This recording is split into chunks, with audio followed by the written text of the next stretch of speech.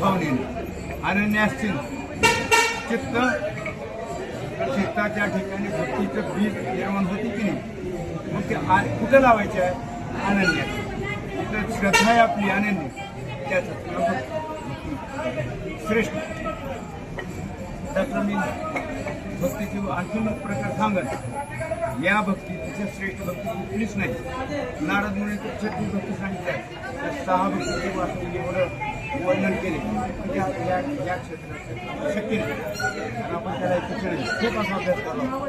त्यासाठी अनन्य भावनं भक्ती जर केलंच तर मी त्याचा योगक्षेम म्हणजे जन्माला घालतो आणि त्याचा क्षमही वाचतात. एवढं म्हणणारा भगवान कुणाला म्हणाला? या जीवाला म्हणतात. म्हणून आपण त्याच्याकडे बघितलं का देव म्हणून बघायच नाही, कारण आपल्याला त्याची ओळख झाली. कोणीच आपल्याला म्हणाले की देवाचा अंश तुम्ही आहोत. भगवान स्वतः म्हणाले की बाबा तुम्ही माझे अंश आहोत. मुंगीपासून ब्रह्मदेवापर्यंत निर्माण केलेली जीव श्रेणी आहे. जीव म्हणाले ना, जीव श्रेणी आहे. ती जीव श्रेणी म्हणजे मायेच्या उपाधीने झालेली. माया म्हणजे काय काहीच करणार, हेच करते.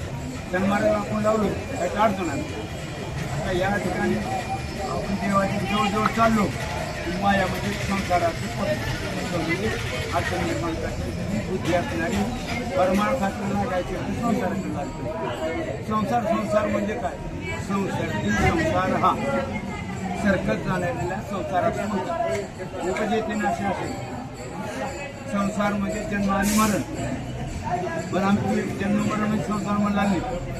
ते धंदा भाडी त्याला आपण भाडी संसार म्हणतो.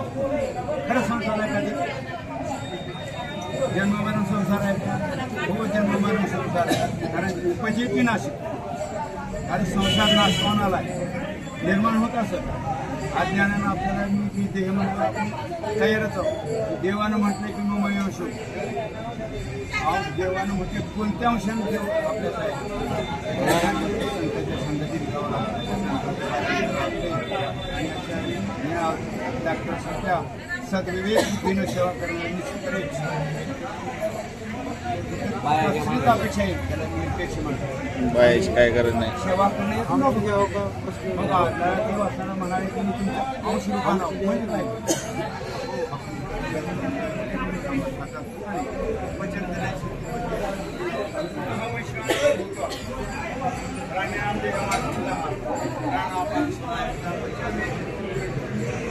या प्रकारे वचन करतात.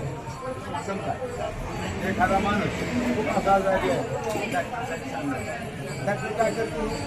रोगाचं निदान लावतील, औषध देतो. पण आम्ही गेल्या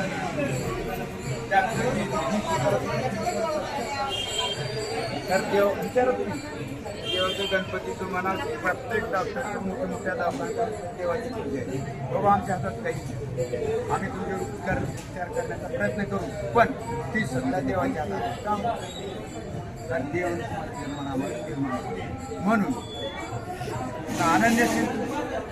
अनन्य म्हणजेच काय?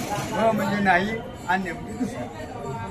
आमचं जसं का नाही आपण पांडुरंगाला देव म्हणतो, गणपतीवरचा श्रीपतीला अनन्य भावानं आज म्हणत असते. त्याचंच नाव आहे. तिचंच नाव पतीवरता. तिची देवावरी चाले सत्य का? आपली कालच आपण देवाला खूप उधळलं. कशासाठी? त्या सावित्रीने आणि त्या यमधर्माला प्रार्थना केली की माझ्या नवऱ्याला वाची.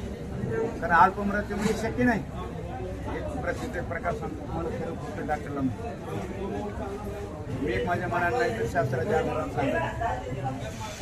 भजन करत करत करत आपण आलो आणि त्याला आयुष्य भावना संपला म्हणत असतो. कारण परत आपण पंढरपूरला निघालोय. मग काही निमित्ताने आपलं जायला स्टेप म्हणजे थांबावं लागलं.